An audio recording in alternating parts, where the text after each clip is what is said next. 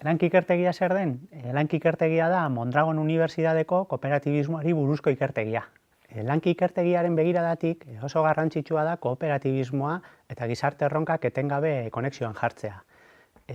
Modu horretan, enpresa kooperatiboak proiektu edo egitasmo ekonomiko, sozial, kultural, zabalago batekin konexioan jartzen dugu.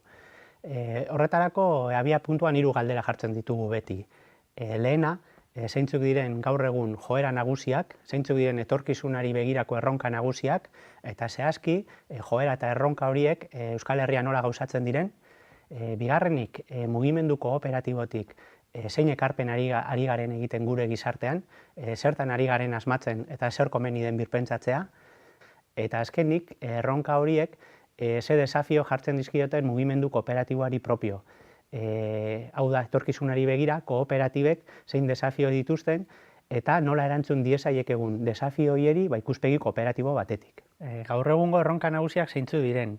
Nik 4-5 erronka nagusia aipatuko ditut. Lehena erronka ekonomikoa.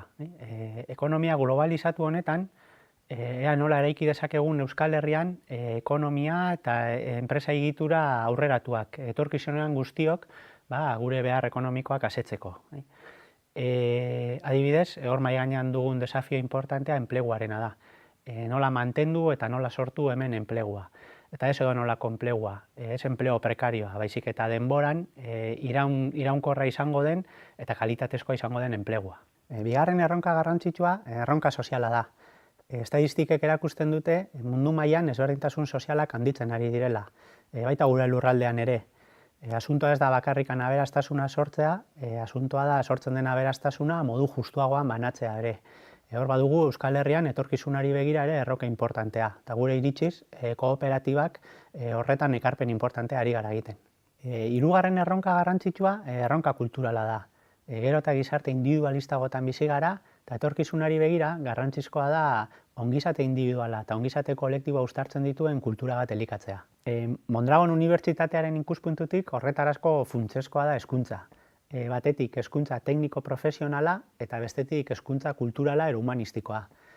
Adibidez, digitalizazioaren erronka dugu mahai gainean, batetik teknikoki prestatu beharko gara erronka honi aurre egiteko, baina bestetik teknologiek pertsonek harremantzeko modua nola eragiten duten ere hausnartu beharko da, eta aurrera begira digitalizazioari ikuspegi humanistiko eta sozial batetik ere erantzun. Laugarrenik, aldaketa klimatikoaren erronka aipatuko nuke. Erronka horrek guztia berpentsatu beharra ekarriko du. Ekonomia ulertzeko modua, enpresan jarduteko modua, gure bizimoduak, guztiari eragingo dio erronka horrek, eta epe motzean gauza guzti horiek birpentsatu beharra ekarriko du. Eta horrekin batera generoaren erronka aipatuko dut ere bai. Erronka horrek ere bai gure kultura, bai gure egiteko moduak birpentsatu beharra jartzen du mahai gainean gizarte bezala eta baita kooperatibetan ere. Lankiren ikuspuntutik oso garrantzitsua da kooperatibak gizartean egiten ari garen ekarpenak balioan jartzea. Eta hortik abiatuta, etorkizunari begira, proposamen berritzaileak iradokitzea. Zeintzuk diren kooperatiba gure gizartean egiten dituzten ekarpenak? Lehenik eta behin azpimarratuko nuke enplegu alorrean egiten ditugun ekarpenak. Kooperatiben helburua beti izaten da berton enplegua sortu eta berton enplegua mantentzea. Izan ere, langileak gara, kooperatibetako jabeak, eta gu nahi duguna da berton lan egin eta berton lan bizi. Garrantzitsua da niretzat ere gainera saiatzen garala, hurrengo belaunaldiek ere aukera hori izan dezatela. Hau da, gure seme alabak ere berton lan egiteko aukera izatea, eta horretarako beti saiatzen gara kooperatiba ahalik eta onenak usten etorkizunari begira. Bigarrenik, kooperatibek egiten duten beste ekarpen bada aberastasuna modu askoz orekatuagoan banatzen dutela. Datu estadistiko guztiek adierazten dute, kooperatiba asko dauden lurraldetan, aberastasuna modu askoz ere orekatuagoan dagoela banatua herritarren artean.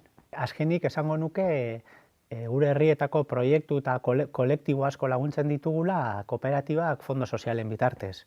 Eta bide horretatikan gure herrietan ekarpen importanteak ari garela egiten. Bi arlo azpimarratuko nituzke adibide bezala. Batetik hezkuntzan, herrietako hezkuntza egiturak beti lagundu dira, eta horren adierazle importantea da unibertsitate bat sortu izana. Eta bestetik euskera. enpresa esparruan euskararen normalizazioa eta erabilpena sustatzen kooperatibak aitzindariak izan dira. Zentzu horretan, enpresa eredu aurreratuak izan dira kooperatibak. Beraz, kooperatibak gizartean ekarpen garrantzitsuak egiten ditugu, baina lankiren ikuspuntutikan arlo honetan salto kualitatibo bat emateko unea ere bada. Nola egin dezakegun hori? Bi esparru bereizten ditugu. Bata kooperatiba barruan arlo honi askoz ere presentzi gehiago ematea, eta bigarrena lurraldean beste eragileekin lankidetzan nola salto kualitatibo bat eman. Garrantzitsua da, kooperatibetako parte hartze eta hausnarketa espazioetan arlo hau txertatzea. Bereziki kooperatibetako organoek, baina baita bazkideekin ere.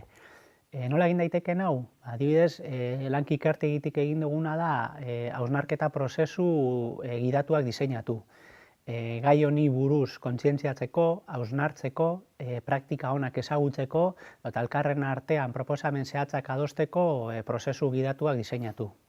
Amaitzeko hausnarketa, esango nuke etorkizunari begira oso garrantzitsua dela enpresa proiektu sendoak dituzten kooperatibak eraikitzea, eta aldi berean oso garrantzitsua dela proiektu sozial erakargarria duten kooperatibak eraikitzea.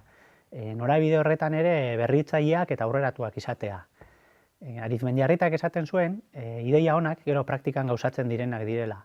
Eta usten dut, arlo honetan erronka hori daukagula.